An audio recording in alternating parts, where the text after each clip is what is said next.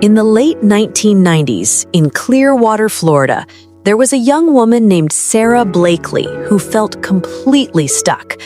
She was 27 years old. She wasn't famous, she wasn't rich, and she definitely wasn't confident about her future. Sarah worked as a door-to-door fax machine salesperson. Every morning, she put on a business suit, got into her car, and drove from office to office, hearing the same word again and again: no. No one wanted to buy from her. No one took her seriously. And most days, she cried alone in her car before going home. But Sarah had one thing most people around her didn't have. She refused to quit. A small problem that changed everything. One night, Sarah was getting ready for a party. She put on a pair of white pants and immediately felt embarrassed. Her underwear lines were clearly visible. She tried different options. Nothing worked. Finally, she grabbed a pair of control top pantyhose and cut off the feet. She put them on, and suddenly, everything looked smooth, clean, and perfect. Standing in front of the mirror, Sarah thought, why doesn't this product already exist? That question would quietly change her life, and later, an entire industry. No experience, no connections, no support. Sarah had no background in fashion, no business degree, and no connections in manufacturing. But she had $5,000 in savings, money she had carefully saved from selling fax machines. Instead of spending it on comfort or safety, she made a risky decision. She bet it all on her idea. Friends laughed, family members doubted her. Some even told her, "This will never work." But Sarah didn't see failure as something to fear. Her father had trained her differently.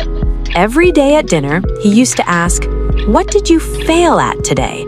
If Sarah said nothing, her father would say, "That means you didn't try." Failure to her wasn't weakness, it was proof of effort. Rejection after rejection. Sarah called factory after factory. Most of them hung up. Some laughed.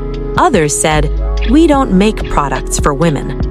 Finally, one small factory owner listened, not because he believed in the product, but because his daughters believed in Sarah.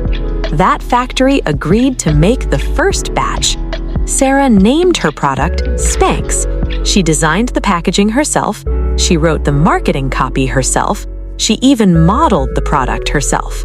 There was no team, there was no investor. There was only belief. One brave move. Sarah didn't wait for permission. She took her product and walked into department stores, uninvited. At Neiman Marcus, she convinced a buyer to follow her into the bathroom. Right there, Sarah demonstrated how Spanx worked. It was awkward, it was risky, but it worked. The buyer placed an order. That one yes opened the door to everything.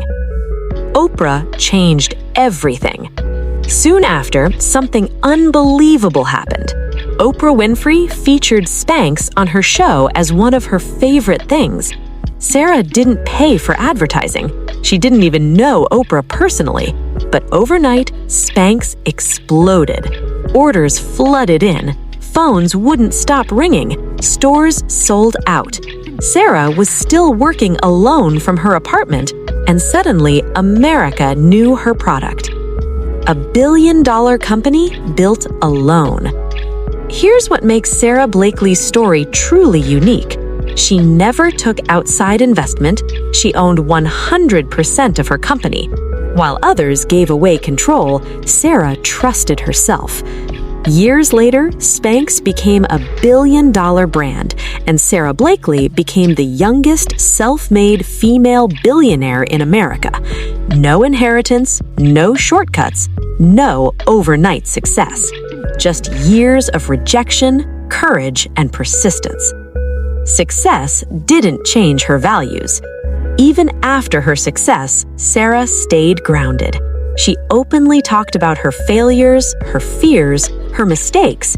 She created foundations to support women entrepreneurs. She gave money, mentorship, and opportunity because she remembered what it felt like to be ignored.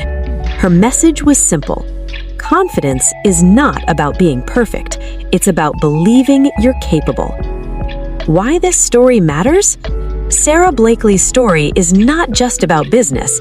It's about believing in your idea when no one else does, turning embarrassment into opportunity, using failure as fuel, and betting on yourself, even when it's scary.